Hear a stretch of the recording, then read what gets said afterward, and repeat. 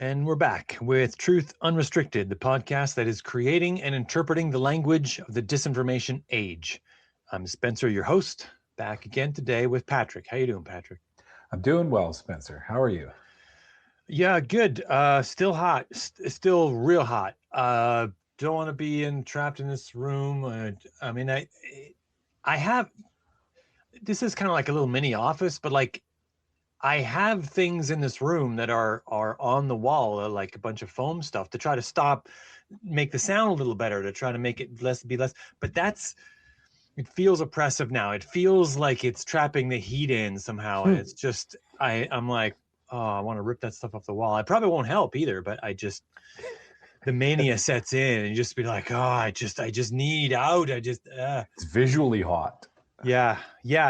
It's probably not really changing the temperature at all. It just feels like it's making it worse. And that's like insulation in the back of my head somewhere. And yeah. So, it's still hot. That's the weather report. No other housekeeping. So we're going to get right into it. See if we can get it done before I melt. Want to talk today. I want to do an episode about a thing I'm calling the reality movement.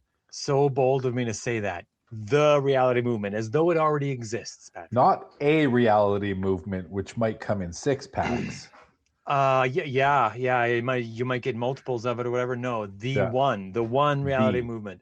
All right. To my knowledge, there isn't a reality movement in existence now, but no one knows how movements start. They're kind of like an emergent property. They're just sort of it's hard to say. It's not like QAnon, where there was a poster that put a thing on a thing and it had a timestamp and everyone could tell that was the moment when the first Q drop happened or whatever. It's not like that at all. Other movements are just sort of like people just decide stuff.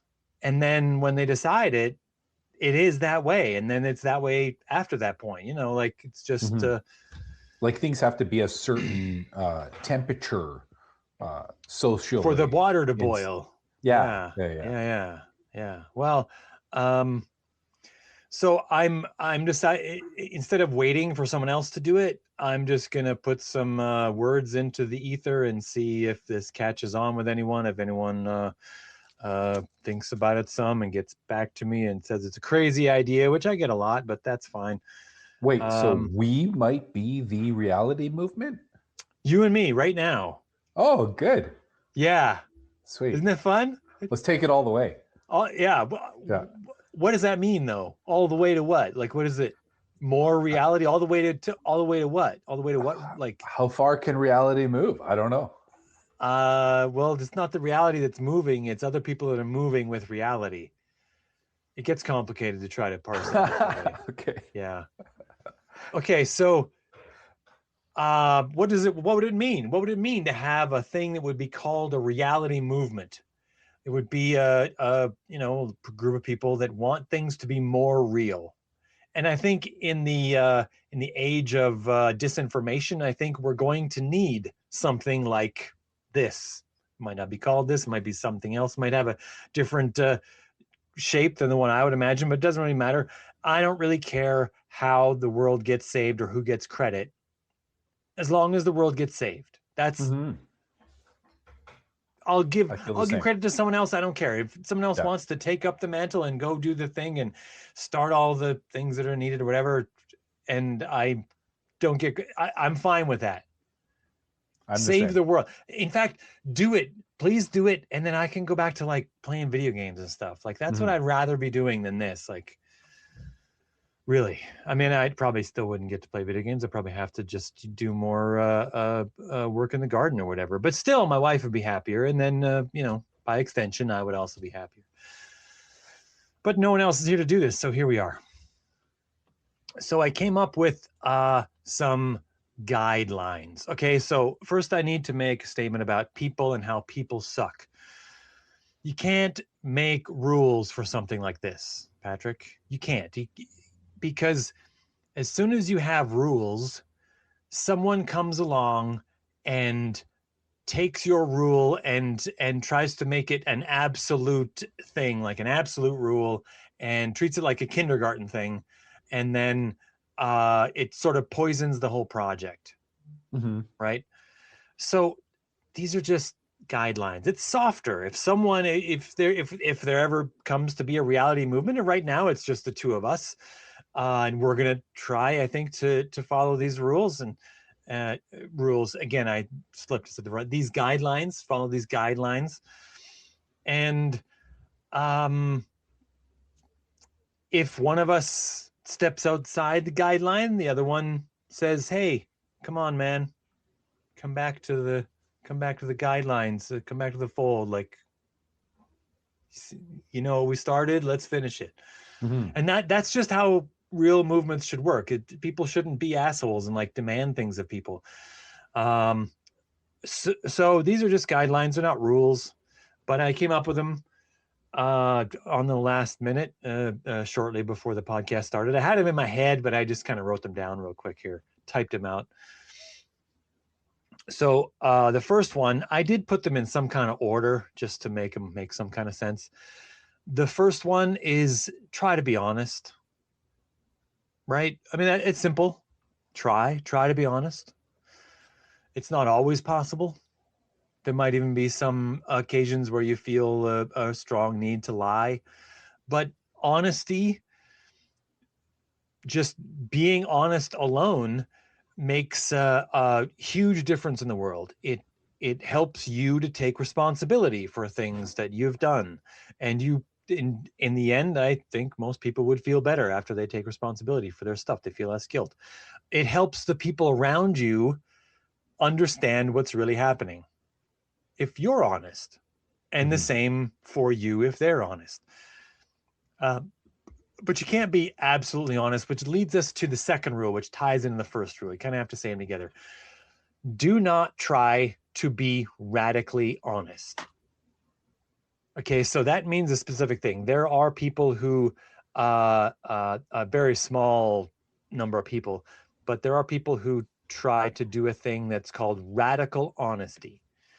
And this is where you are completely 100% honest about everything. This is a thing that completely breaks the social contract, the set of rules that we generally follow that are sort of unspoken, just to make all the social interactions between us that much easier to do. We agree to not be as harsh with each other. We let each other get away with little things here and there, right? We don't necessarily tell each other when we wear some clothes that don't look as good as they could have looked or whatever. You know what I mean? Like we don't constantly remind each other of all that stuff. And that's a thing that we should not try to do. Don't try to be radically honest, because, and again, I point back to the thing I said at first, someone, if this ever becomes a thing, someone will take it and say, no, you weren't honest there. You weren't completely honest.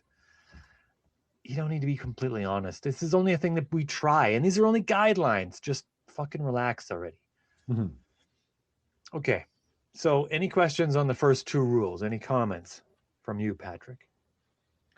How am I doing so far with my thought about a reality movement based with these first few guidelines? I think it's important to identify the value that comes out of these guidelines. I've seen organizations that required no formal policy to be codified at all, because the values of those organizations were enshrined so succinctly and powerfully that it gave them the ability to say, to assess any sort of behavior or position and say, how is this in light of this organization's values? And then the culture of that organization was strong enough that it would simply eject naturally any members that didn't really belong or didn't share those values. So the first guideline of approaching and valuing honesty, I think it's incredibly meaningful to to be able to articulate that and to be able to communicate the value of that, because when people share the value of that, you get to build things like trust, and trust is like a force multiplier to cooperation. And anytime you're looking at a community of anything, the force multipliers have to be present. Otherwise, why are people going to join a community if it's the same as, if they're just have their own? The other thing is the second value about not being radically honest. I think it's the value there is to consider the utility of the honesty. Sometimes honesty will speak to our need to be authentic. Sometimes we don't need to be authentic. Like, we don't need to tell someone they look fat in that dress or whatever, Yeah.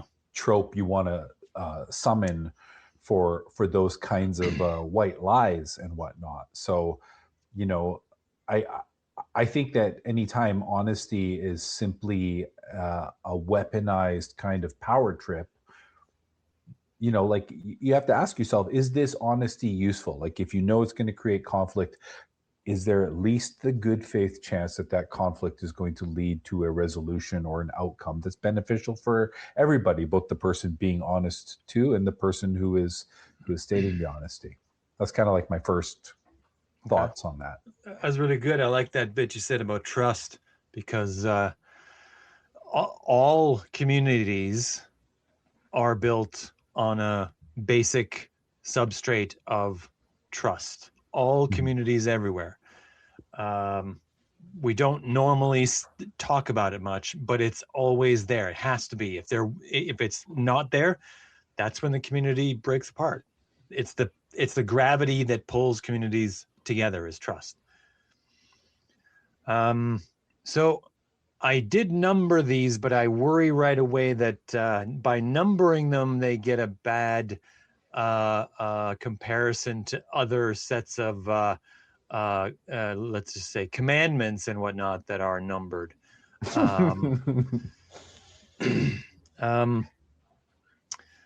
But I did put them in order, and then I numbered them such. So the third one that I came up with was that claims must come with proof.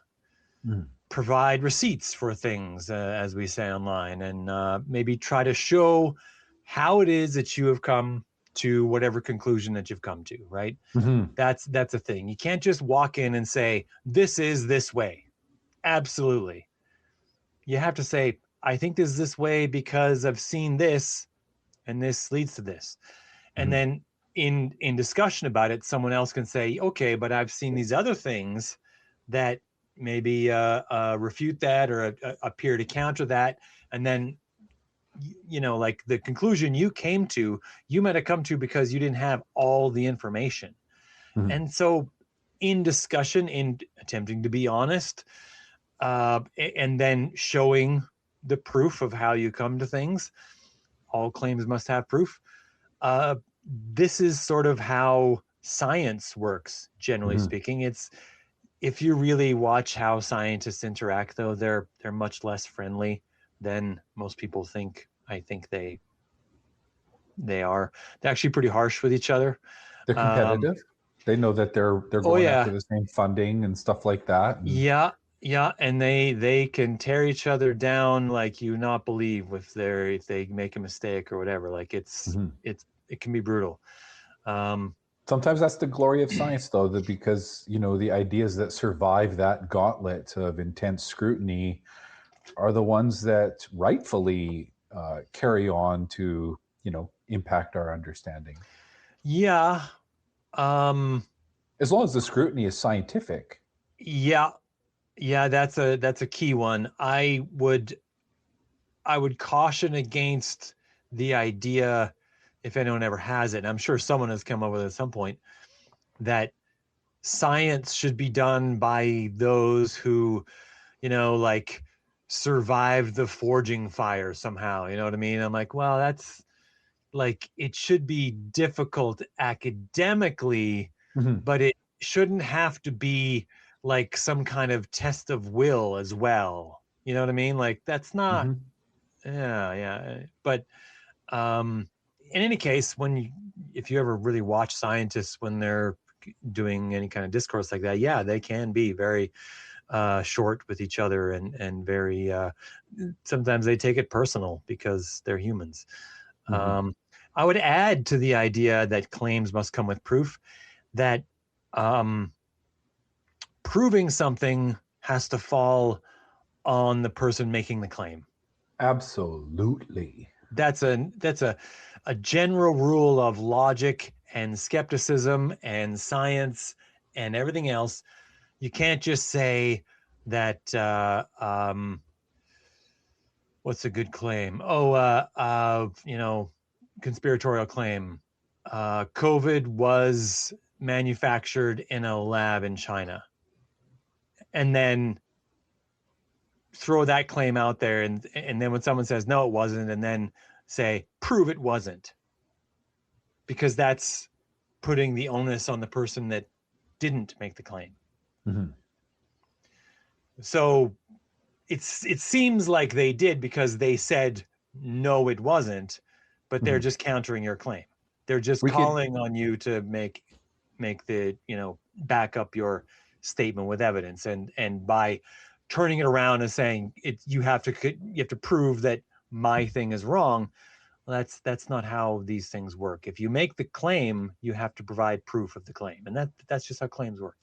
I think we could almost kind of call this guideline the all your cards on the table guideline, right? Because when someone calls you, it's not on the basis of, well, what cards do you have? Like, you get to see my cards, right? What my cards are what I'm playing. So they need to be on the table and you need to be able to examine them. I don't get to just tell you that, oh, I have pocket aces, but that pocket's on a different pair of pants at home, but you're gonna have to take my word for it, right? Yeah. Like it's got. I would have won this hand for sure. Yeah, and I think that's what has always been, a strong point of the scientific process of peer review and replicability, things like that. But if you come back to the social media landscape, for every time somebody has made some outlandish claim, and then suddenly they just send this barrage of like 15 different links, and some of these videos are half an hour or an hour long. Yeah, They did you none must of now the work. have done all the research I did. If you don't understand it enough to summarize it, then you should never have produced a link to something else. Just tell me what it says, and if I want to verify, like I can your say sources. When I use a source like that, I'm also able to summarize what it is the source is telling me. And I often also like to say it's in this podcast or video or whatever, and this is the timestamp. Timestamps, yeah. Thank you very much. No, you don't have to listen to the entire podcast series, the entire 2-hour podcast episode or whatever. It's at this timestamp. And of course, when I do it here on the podcast, I like to take clips of it and then just point out where it can be found if they want to go see for themselves the greater context or whatever. And you also learn something too about how somebody fairly represents an idea, because if you're going to give me a timestamp and I'm going to look at it, take a little greater interest in it, then I'm going to start to expand what I'm looking at. And if it turns out you isolated something out of context, well, then how are you to be trusted? There was I remember hearing Sam Harris say one time that he said, I think he said exactly, he said, do my Sam Harris impression, I could say that. That's a terrible impression. That's never going to work. I can't impersonate Sam Harris. He has too much of just a regular voice. But he said, I could say white people are apes, black people are apes, everyone is an ape. And he says someone would clip that out of context, so it would just have me saying black people are apes. And somewhere that would happen, you know what I mean? Like, And that's, This is getting clipped as we speak. No, I'm sure it is. Yeah. Someone right now is clipping this. But yeah, that demonstrates how it is that gets taken out of context and just say, no, he said the thing. And it's like, well, he's talking about something else completely different. Out of context clips happen a lot in the misinformation world and in the act of disinformation. One of the most famous out of context clips was a clip of Bill Gates saying that there's just too damn many of us. And that I'm not familiar. Well, the context of what he was saying was that we need vaccines to help people to live because there's too damn many of us. And what they clip is that little bit, and they try to say, oh, he's using vaccines to like kill us off or depopulate or whatever. But what he was really talking about was the fact that humans as a social animal, we change our behavior based on our environment, and in doing so, when we're in an environment in which our offspring regularly die, we tend to have many more offspring to make up for that. And when we're in another environment in which our offspring tend to live, we instead generally make fewer offspring and put more of our energy into developing the offspring that live. And this is a pattern that's happened in like the Western world, where things are generally a little bit safer than they have been in other parts of the world. And he says that if we want the human population to level off and stop endlessly, becoming more and more, we need to help everyone get to that same level of security about their offspring. And a great way to do that is vaccines. It's incredibly inexpensive compared to every other option. Most, in a lot of these places, the children are still dying from diseases that we've, in this part of the world, have stopped. Sometimes some of these diseases are things that we don't even get, but still, that's not a reason to not get vaccinations for them. And that's what he was talking about. But they clipped that out of context to try to make it seem like Bill Gates is trying to kill off the population by vaccinating it. But the exact opposite. He's trying to get them to live so that they just have fewer children on average. But anyway, enough about out of context stuff. Rule number 4. Rule again. God, guideline number 4. Shame. It's hard. It's okay. Guideline number 4. Try to be intellectually humble about the things you know or the things you think you know, because you might be wrong. You always might be wrong. And we're always asking others to consider that they might be wrong and to be open-minded to things. So to have that, I think that's a token of intellectual respect. Yeah, and that's a really difficult one to do. Really, it's hard to be humble in this field, and it's harder if the person who is attempting to show you something seems to be doing so in an attempt to humiliate you.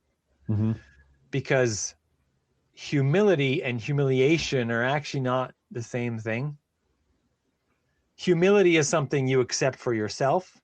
Humiliation is something that's done to you. They have the same root word, but that doesn't make them the same thing.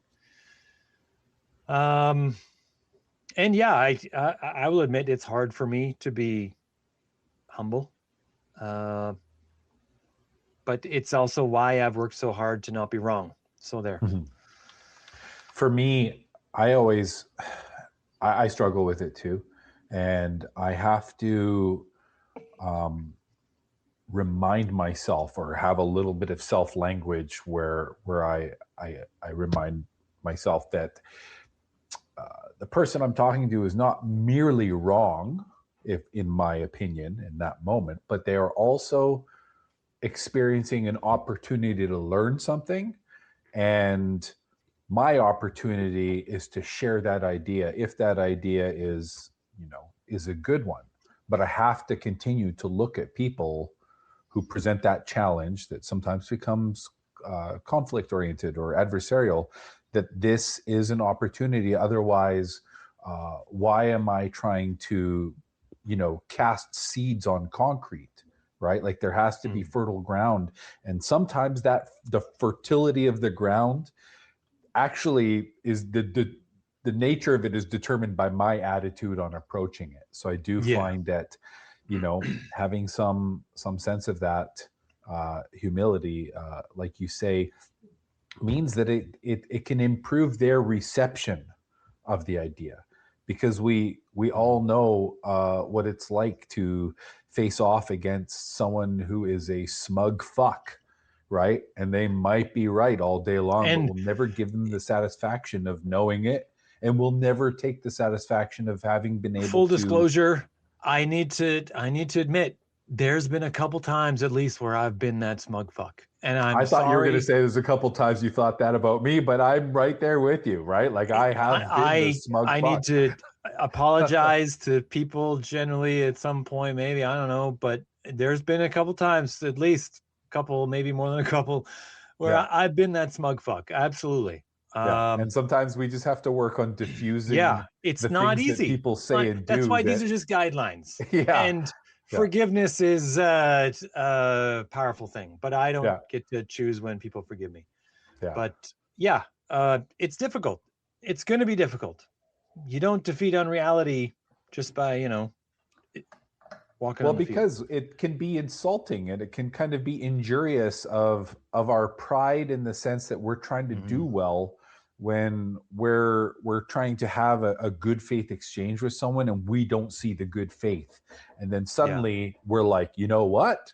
Maybe this person deserves it, or, like whatever the outcome from their deficit. Yeah. So moving on, the fifth guideline, try to avoid conspiratorial thinking when possible. Encourage others to also avoid conspiratorial thinking. So there are some conspiracy beliefs that, in my opinion, have been completely debunked. And I'm just going to list a couple of them here. Generally speaking, all of the sort of like mass shooting and bomb events have been completely debunked as a possibility for being not what they seem. So anything other than acts of terror. This is like the Pulse nightclub shooting and the Boston Marathon bombing and the Sandy Hook shooting and the Vegas shooting. I mean, all these endlessly, we have debunked them. I personally debunked, although I'm not even close to the only one, but I personally debunked the would have been the July, it was the 13th Butler shooting, the man who climbed on the roof of a building at a Trump rally in 2024 and nicked his ear. Lee Harvey Oswald shot JFK. I've looked into it. I've looked at all the details. I'm certain of it. RFK Sr. was killed by Sirhan Sirhan, not by any other means. It was, more or less exactly the way it was said. And Sirhan Sirhan was the shooter. I've looked into that. It's done. It's not, like there isn't there might even be something like a deep state, but they're not doing the things that the conspiracists are claiming the deep state is doing. And they're not nearly as powerful as the people will claim that a deep state is. There might be something where you have like people who do stuff, but they're not nearly as coordinated as you'd need to have them to do this. It's not the thing that it appears to be, or is made out to be. 9/11 and the events surrounding 9/11. 9/11 was not an inside job. It's been so thoroughly gone through. It's while we don't know everything because the government actually hasn't released everything, I think they should, but they haven't. Especially around the parts of the Pentagon, because it was military property and they feel they own that stuff. And okay, but I still think they would be doing the entire world of information space of a great deed by just letting us see it all. But even so, there isn't any reason to think that it was anything other than what it was. All of the questions that I've heard people that were dragging on have been answered. It just wasn't an inside job. So if there's a reality movement, we should, if you're confused about any of them, learn about them and be open, be humble about the possibility that you might have thought they were, but they're actually not. That's part of being humble. Yeah, there's entire podcasts that are dedicated to these sorts of things. And people tend to avoid them if the conclusion that they came to on the podcast is the opposite of the thing they want to believe. That's evidence aversion. That's a thing that I call evidence aversion. And that's not how we come to understand reality. But again, we shouldn't ostracize the people who have ragged ends of these beliefs or aren't completely sure or whatever. This isn't a exclusive club and we're trying to kick out the people who aren't pure of thought or whatever. We're just trying to help people understand reality. That's the point. We're trying to welcome people who are even interested in the prospect of doing better with our shared understanding of reality. Okay. So the sixth one I came up with was learn about the differences between subjective and objective reality and apply them when choosing media sources and personalities to trust. So it drives me right up the wall when I can point out to someone, I can definitively show how this personality definitively lied about a thing. Like Tucker Carlson's a great example. Tucker Carlson was all the camera footage from all the security cameras in the Capitol building on January 6th were going to be released publicly because of the J6 committee that was looking into everything, and it was going to get released publicly. So 2 weeks before they were released publicly, the Republican Party that was the members of that party that were on the committee, several of them found a way to get that footage into the hands of Tucker Carlson 2 weeks early. And he selectively edited the footage to make to reinforce a narrative that already existed, but was completely false. That narrative was that everyone who entered the building on that day was invited in, and they were they thought they were on a tour of the building. They were just confused about what was happening. They were just tourists. They were, But what after the footage came out, what's that? I said, what the fuck? Yeah, after the footage came out, some people put his footage that he showed on his program with him explaining with a voiceover, him trying to explain what he was interpreting was happening with the actual footage. And it would be the actual footage would start sometimes 10 seconds before the part he clipped, and then it would maybe carry on a few seconds after. So it would show just a little more context, and you could see there was times there was one. It was in Tucker Carlson's footage. There was a person that went to the front door and opened the front door so that the people could come in. Pretty simple, except that Tucker Carlson's footage lightened the door so you could focus on it, and in doing so, darkened the area around it. And what you didn't see was that there's the door, the main door with the two swinging doors, whatever, and then on the sides of that are like long, tall like windows, and there was people squeezing in through those gaps. But because he had lightened it in his view to focus on the door that's being open, there was like a broom across there or whatever, so it wouldn't open. And they took the broom out of the way and they opened the door. He was sort of obscuring the fact that people were slipping in through the window next to it because it had been broken. And in the footage that was the actual footage, it showed that window being like smashed and the first person going through and running in.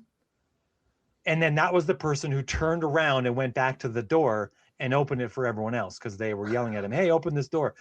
So it completely shattered the illusion that this was that just they were a tourist. invited by Obviously, staffers. it should already have been shattered by everything else that had happened that day. But his footage was, for the people who only watch that, it was having some effect of being, no, this was total garbage. But in the real footage showed side by side, it not only showed what really happened, it also showed definitively how he strategically lied. I mean, he has the real footage. He has all of it, and he clipped it and then highlighted it in such a way that it made it look like it was like, these people are totally innocent. And no, they're totally fucking guilty. But in a world of objective reality matters, that means he is willfully lying to you, and you should not trust him as a source. That's what it means. He should never be trusted as a person to tell you things. Like that should be simple and obvious, but it's not. He's not on a major news channel anymore like Fox, but he still has his little, I think it's even on Twitter. It's like a deal with him and Elon Musk, where he does his little program, and he does things like he went to interview Vladimir Putin, and I would love to show footage of a long time ago. Tucker Carlson was on a CNN program called Crossfire, and in a one of the most watched clips from Crossfire was when him and Paul Begala, the left wing guy on Crossfire, went 2-on-1 against Jon Stewart, and Jon Stewart challenged them, and they were trying to say that when Jon Stewart, when you had John Kerry on your comedy show, you were just sniffing his throne or whatever. You get his nose so far up his butt. You were just asking him softball questions or whatever. And I would love to show that next to Tucker Carlson, who is essentially doing that exact thing with Vladimir Putin, and be like, dude, how far you've fallen from trying to challenge Jon Stewart about his level of journalistic integrity, which he's on a comedy show, so okay, but and then you, who tries to be serious journalist, and then you're just sniffing Vladimir Putin's throne, like, it's just like, what are you doing? But no one should trust Tucker Carlson because the evidence is out there, plain to see. He will just lie to you. He'll just lie. Mm-hmm. So you can't trust him to tell the truth, and you shouldn't ever. Should never happen. Anyway, I do have one more rule I came up with. Rule again. It's so hard to do. Guideline. Right. media that is created, content that is created, needs to be labeled. If it's fiction or if it's AI generated imagery needs to have some kind of a label on it, so that we can clearly see who is, you want to play around with AI, fine, but we should well advertise this fact that it should be labeled as such, some kind of watermark or something. Yeah. And then we need to understand that all of our older people, elderly folk who don't understand how this works, need to be told that's not who you think it is saying those things right now, Grandma. Like, you shouldn't vote based on this information that's being told to you, because this isn't who you think it is. It really sounds as well like music should have some kind of a label that it's AI music, I think. So people who want to not support AI music can more easily make that choice. That's where the world is going to go. So, give them an informed choice. That's the power of choice, is informed choice. If you're not informing them, you're trying to deceive them. That's the nature of it. Agreed. So also, I think I have a personal thought that content that's meant to be fictional should be marked as fiction. Like, I would like to see a modification of actual law that says that if you're making fiction, maybe at the start of the movie or TV show or whatever, movies already have some labeling on there about how you're not supposed to copy it or whatever. And maybe there's a thing that this is a work of fiction, and that's it. It's fine. It's simple. It's easy. And you can absolutely make content that's, you don't have the label on there, but you lose the protection. There might be a protection from that you lose. So we've already seen examples of times where lawyers have attempted to make the argument in court that something should be taken as fictional when it was probably meant to be taken seriously. And again, ultimate example, Tucker Carlson. Tucker Carlson made a lot of claims about the 2020 election, that eventually there was a lawsuit. The company that made the voting machines sued Fox News for repeating all these lies so many times. And Tucker Carlson repeated the lies way more than anyone else. And the lawyers for Fox News in court attempted to say that Tucker Carlson in his show, he's not only doing commentary, but it's more like satire, or it's more like entertainment. And no reasonable person would take this seriously. The judge didn't buy it, and they had to settle for something like $850 million. And Tucker Carlson lost his job. He got fired by Fox News. I can't remember. I don't know for sure if the firing of Tucker Carlson was part of the actual settlement, or if it was that Fox News was just so upset about having to pay nearly $1 billion for this that they just fired Tucker Carlson. But anyway, he lost his job at Fox News for that reason. But Fox News didn't seem to care that he was lying until they got sued. So fuck Fox News, you know what I mean? Yeah.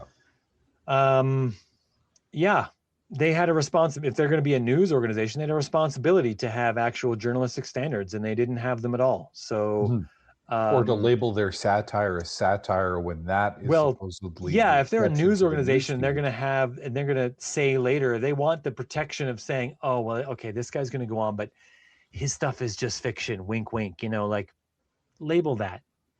That's got to have a label. If people are going to confuse that with news because you're called Fox News, then you don't get the protection of being able to say later that no, we flipped the reality on that. That was just fiction.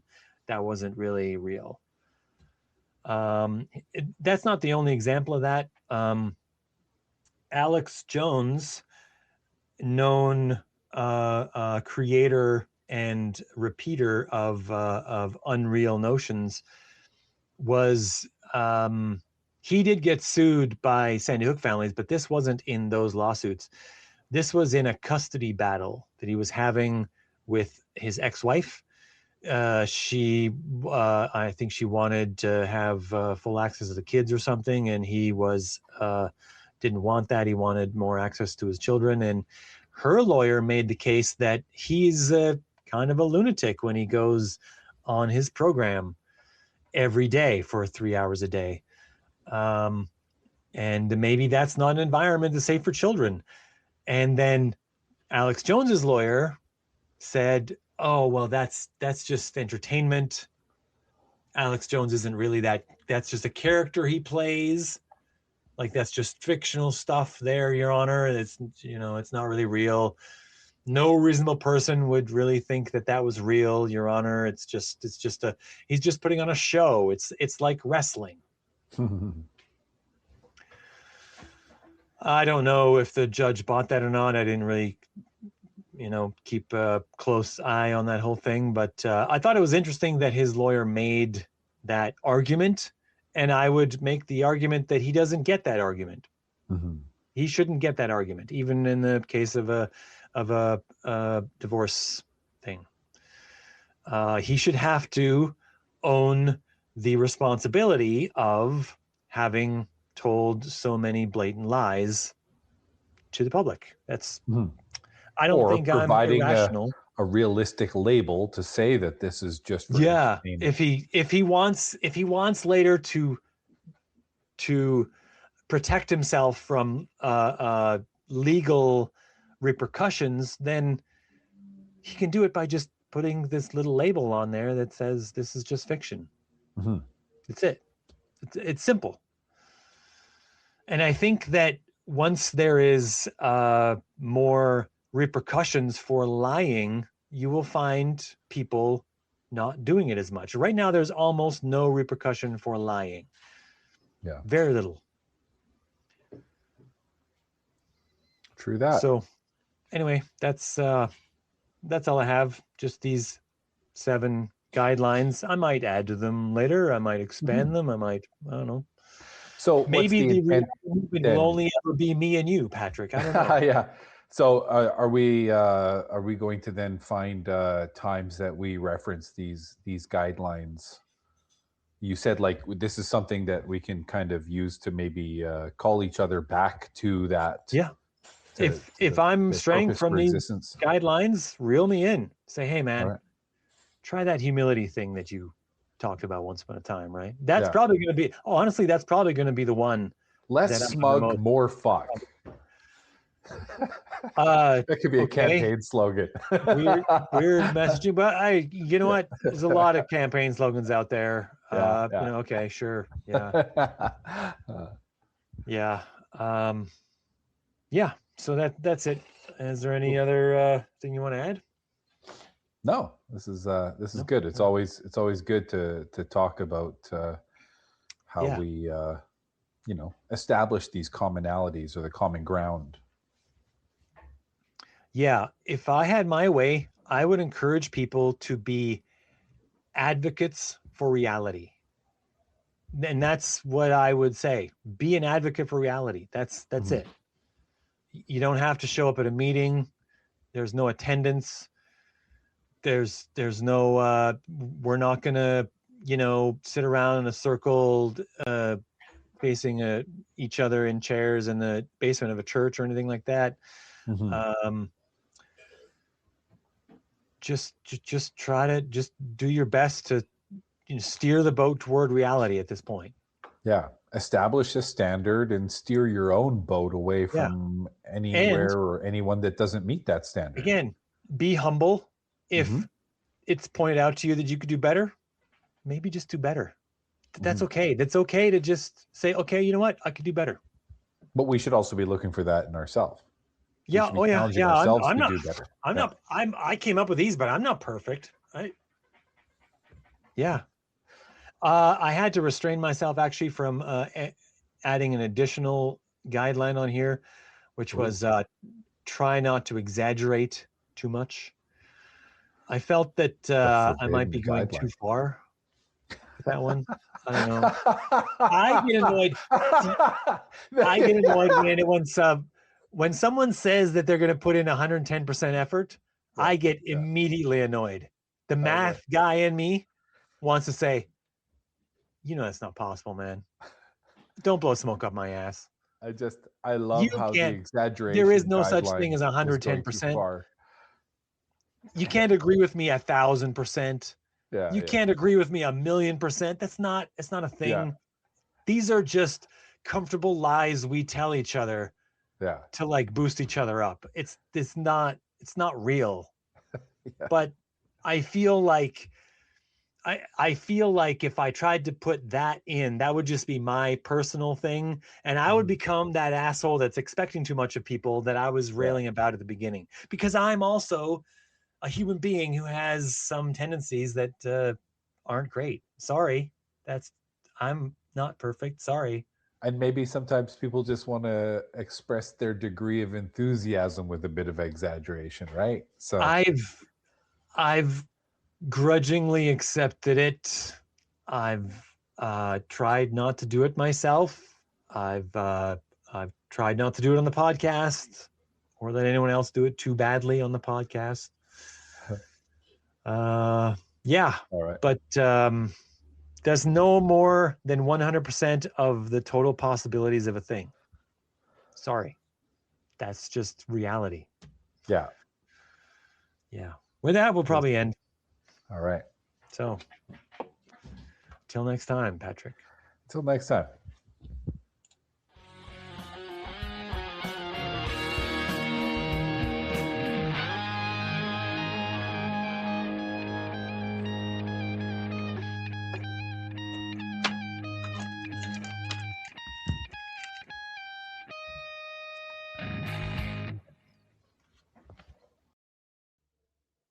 Please remember to rate this podcast as often as possible to increase its reach. Due to the fact that rating algorithms are so incredibly rigged, only 5-star ratings are worth anything. All other numbers might as well be 0 stars.